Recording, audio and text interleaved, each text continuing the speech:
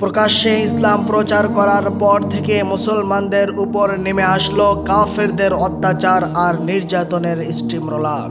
নির্যাতন করতে করতে একটা পর্যায়ে যখন তারা দেখলো নির্যাতন করেও মুসলমানদেরকে কোনোভাবে ফেরানো যাচ্ছে না, তখন তারা নবীকে লোভনীয় অফার দিল। সম্মানিত দর্শক, এই ভিডিওতে জানাবো মুসলমানদের উপর কি পরিমাণ অত্যাচার আর নির্যাতন করা হয়েছিল সে বিষয়টি। এর পরবর্তী ভিডিওতে জানাবো নবীকে কি কি লোভনীয় অফার কাফেররা দিয়েছিল। দর্শক, দোনোটি বিষয়ে যদি এই ভিডিওতে আলোচনা করি তাহলে ভিডিও দীর্ঘ হয়ে যাবে বিদায় পরবর্তী ভিডিওতে নবীজিকে কি কি লোভনীয় অফার দিয়েছিল সে বিষয়ে আলোচনা করব। সম্মানিত দর্শক শ্রোতা, নবুয়তের ৪র্থ বছরে যখন প্রথমবার সর্বসাধারণের নিকট ইসলামের দাওয়াত পেশ করা হলো, তখন মুশরিকগণ তা প্রতিহত করার কৌশল হিসাবে যারা ইসলাম গ্রহণ করেছেন তাদের বিরুদ্ধে তাদের বাড়তি হিংসা বিদ্বেষ শত্রুতা বিরোধিতা ক্রমেই বেড়ে চলল এবং কুরাইশগণ সর্বদিক থেকে মুমিনদের ঘৃণা করতে লাগলো এবং তাদের সাধ্যমতো ইসলামের সাথে মন্দ আচরণ করতে লাগলো। এই পদক্ষেপ গ্রহণ করেছে তারা। এ কৌশল কার্যকর করার ব্যাপারে তারা ধীরে চলার নীতি অবলম্বন করে অল্প অল্প করে অগ্রসর হতে থাকে। এভাবে ১ মাসের বেশি সময় অতিবাহিত হওয়ার পূর্ব পর্যন্ত তারা কোনো প্রকার অন্যায় অত্যাচার আরম্ভ করেনি। কিন্তু তারা যখন এটা বুঝতে পারলো যে তাদের ওই কৌশল ও ব্যবস্থাপনা ইসলামী আন্দোলনের প্রসিদ্ধি লাভের পথে তেমন কার্যকর হচ্ছে না, তখন তারা সকলে পুনরায় এক আলোচনা চক্রে মিলিত হয়ে এবং মুসলমানদের শাস্তি প্রদান ও তাদেরকে ইসলাম থেকে ফিরিয়ে আনার সিদ্ধান্ত গ্রহণ করল। সিদ্ধান্ত অনুযায়ী প্রত্যেক গোত্রপতি তার গোত্রের ইসলাম গ্রহণকারীদের শাস্তি প্রদান করা শুরু করে দিল।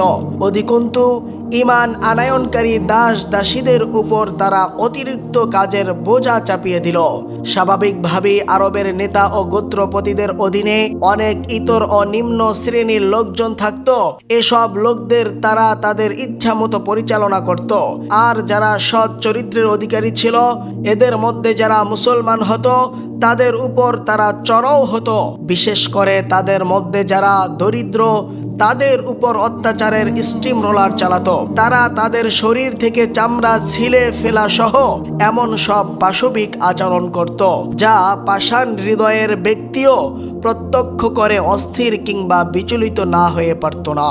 আবু জাহাল যখন কোনো সম্ভ্রান্ত বা শক্তিধর ব্যক্তির মুসলিম হওয়ার কথা শুনত, তখন সে তাকে ন্যায়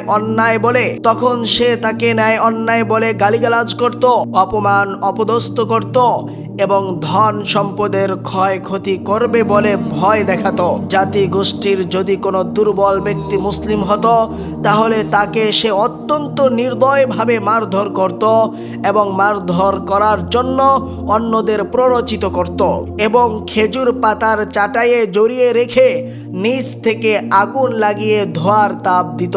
ওসমান বিন আফফান রাদিয়াল্লাহু তাআলা আনহু এর চাচা তাকে খেজুর পাতার চাটাইয়ের মধ্যে জড়িয়ে রেখে নিচ থেকে আগুন লাগিয়ে ধোঁয়া দিত। নাউযুবিল্লাহ। মুসআব বিন উমাইর রাদিয়াল্লাহু তাআলা আনহু এর মা যখন তার ইসলাম গ্রহণের খবর পেল, তখন সে তার পানাহার বন্ধ করে দিল এবং তাকে বাড়ি থেকে বের করে দিল।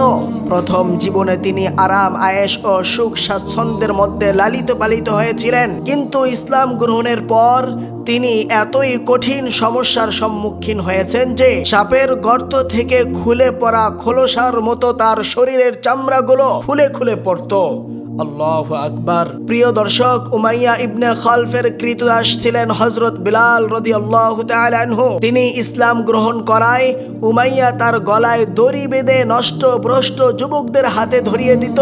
তারা সেই দড়ি ধরে তাকে পথে প্রান্তরে টেনে হেঁচড়ে নিয়ে বেড়াতো। এমনকি টানাটানির ফলে তার গলায় দড়ির দাগ বসে যেত। উমাইয়া স্বয়ং হাত পা বেঁধে তাকে প্রহার করত এবং প্রখর রোদে বসিয়ে রাখত। তারা খাবার না দিয়ে ক্ষুধার্ত ও পিপাসার্ত রাখত।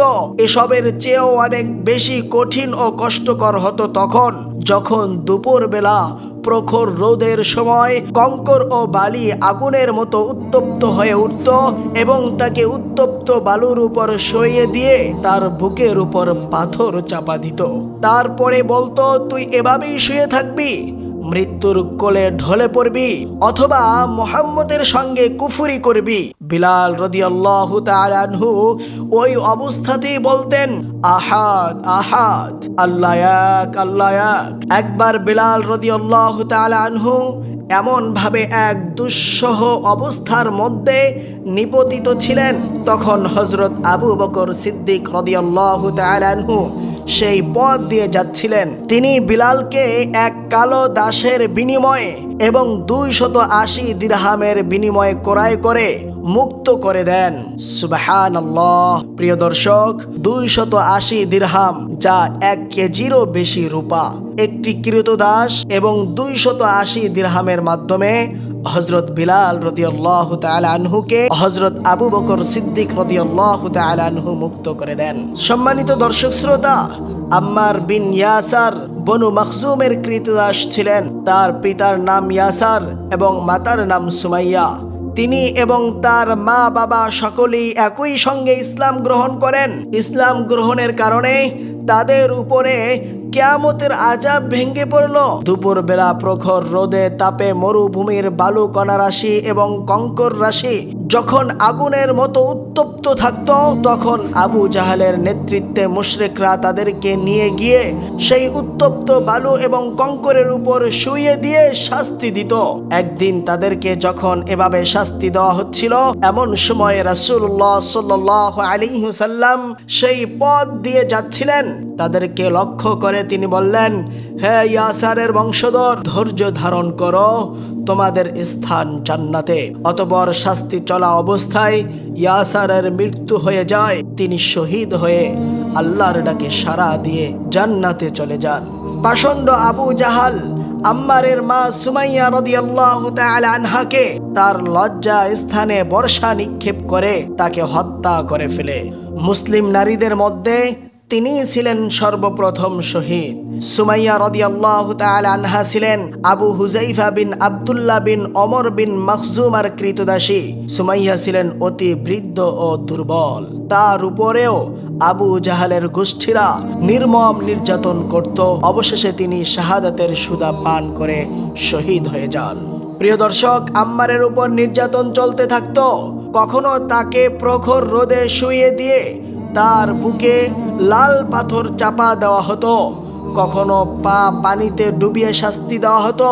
মুশরিকগণ তাকে বলতো, যতক্ষণ না তুমি মুহাম্মদকে গালমন্দ দিবে এবং আমাদের উপাস্য লাত ও উজ্জা সম্পর্কে উত্তম কথা না বলবে, ততক্ষণ তোমাকে অব্যাহতি দেওয়া হবে না। নিপাত নিরুপায় হয়ে হযরত আম্মার তাদের কথা একবার মেনে নিলেন। এরপর নবী করিম সাল্লাল্লাহু আলাইহি ওয়াসাল্লামের দরবারে উপস্থিত হয়ে কান্না জড়িত কণ্ঠে সবিস্তারের ঘটনা বর্ণনা করে আল্লাহর নিকট ক্ষমা প্রার্থনা করলেন। এ প্রেক্ষিতে আল্লাহ তাআলা পবিত্র কোরআনের সূরা নাহালের 106 নম্বর আয়াতটি নাজিল করেন, যার অর্থ হলো, কোনো ব্যক্তি তার ঈমান গ্রহণের পর আল্লাহকে অবিশ্বাস করলে এবং কুফরির জন্য তার হৃদয় খুলে দিলে তার উপর আল্লাহর গজব পতিত হবে আর তার জন্য আছে মহাশাস্তি। তবে ওই ব্যক্তির জন্য নয় যাকে কুফরির জন্য বাধ্য করা হয় অথচ তার দিল ঈমানের উপরে অবিচল থাকে। সম্মানিত দর্শক শ্রোতা, এভাবে ইসলাম এবং মুসলমানদের উপরে আবু জাহালের গোষ্ঠীরা অত্যাচার আর নির্যাতন করত। সম্মানিত দর্শক শ্রোতা, এত অত্যাচার নির্যাতন করার পরেও যখন তারা দেখল মুসলমানদেরকে কোনোভাবে দমানো যাচ্ছে না, তখন তারা নবী করিম সাল্লাল্লাহু আলাইহি ওয়াসাল্লামের নিকট লোভনীয় অফার পেশ করল। কিন্তু নবী করিম সাল্লাল্লাহু আলাইহি ওয়াসাল্লাম তাদের জবাবে এমন কিছু কথা বললেন যা শুনে তারা হতবাক হয়ে গিয়েছিল।